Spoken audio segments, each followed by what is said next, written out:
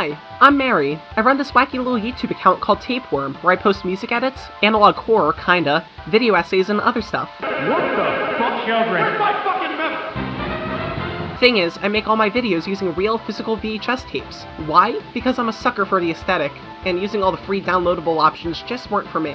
Long story short, I grew up in a lower middle class American family, surrounded by technology much older than me to compensate for the lack of money. I also grew up with basic cable television, and I'm talking before even DVRs were a common thing, so I naturally have a soft spot for early 2000s pre-centralized tech.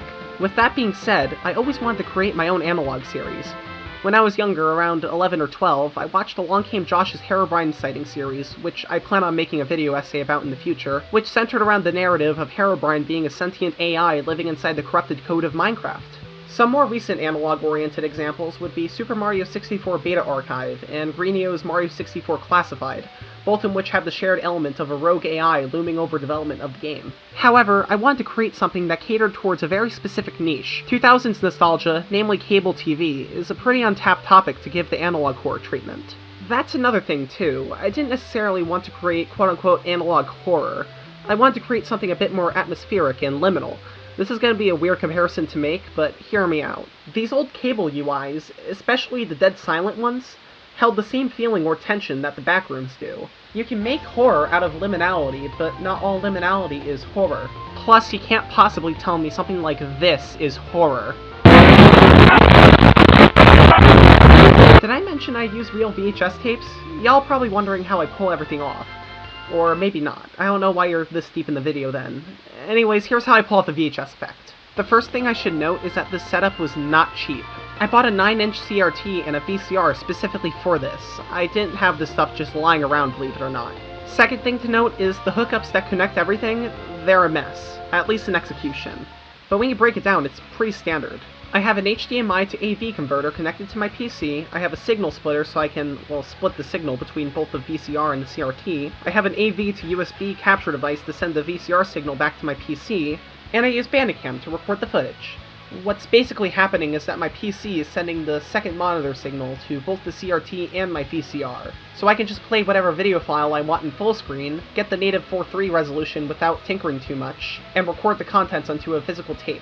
Or if I'm making a CRT video like the Arthur Error or the Teleblue UI, I use a camcorder to record the CRT display and then just edit the raw video before the actual tape transfer. Now, I'm gonna admit something I feel really dirty admitting. I actually, more often than not, edit the tape audio in post, thus not making my content 100% hardware utilized. However, you must understand that the audio won't sound nearly as VHS-y or distorted as I really want it to be. Here's a comparison.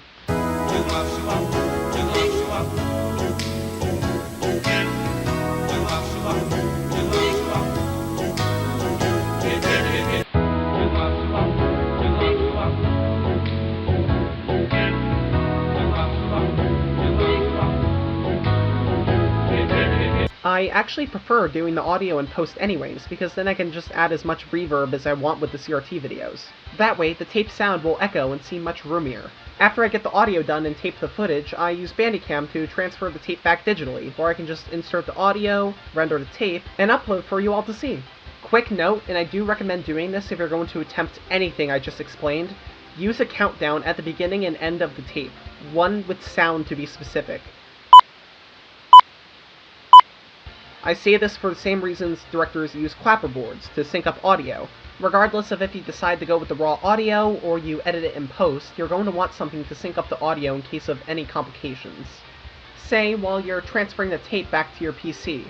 You never know if the audio will be synced during the physical transfer, although unlikely, but if you decide to go with the post-editing route, it'll make matching the audio with the video much easier. Another fun fact, and I avoided mentioning this at the beginning intentionally, is that I have a secret device stuffed in between the AV splitter and the VCR. This device is called a dirty video mixer. They also go by names like circuit bender, analog bender, a video glitch mixer. The bottom line is that you can use one to manipulate the signals that go through the VCR.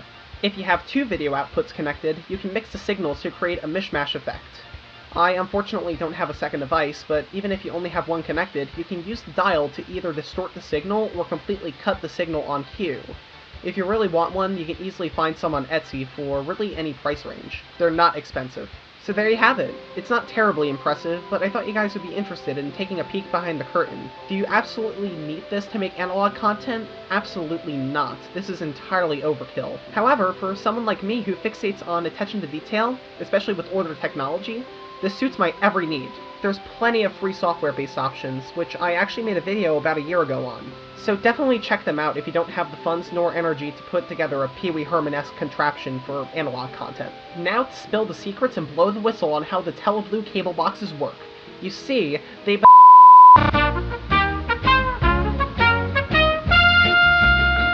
Pee-Pee? Hi. Is this a blooper reel now?